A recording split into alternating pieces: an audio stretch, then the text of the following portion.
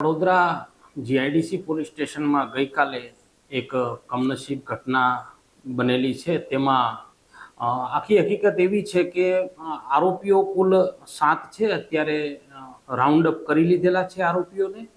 આ 7 આરોપીઓ અને મરનાર તમામ એક જ કંપનીમાં નોકરી કરતા હતા અને પાણી પીવાની બોટલ બાબતે ઝઘડો થયેલો.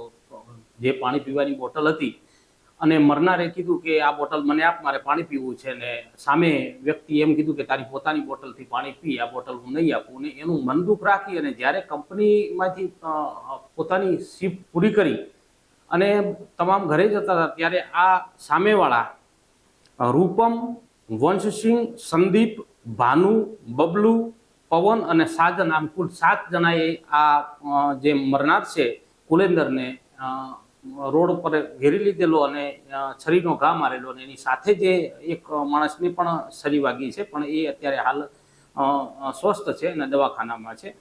આમ આનું મોત નિપજાવી અને 7 વ્યક્તિઓ ભાગી ગયેલા. પોલીસે તાત્કાલિક એમને તમામ જગ્યાએ રેલવે સ્ટેશન અને આ મૂળ બધા છે પ્રયાગરાજના, ઉત્તર પ્રદેશના, એટલે અન્ય જગ્યાએ ભાગી ન જાય એના માટે પોલીસે ટીમ બનાવી. પીઆઈ પોતે અલગ અલગ જગ્યાએથી તેના માણસોને સરેન્ડર કરી લીધા છે અને આગળની તપાસ ચાલુમાં છે. પીઆઈ પોતે કરી રહ્યા છે.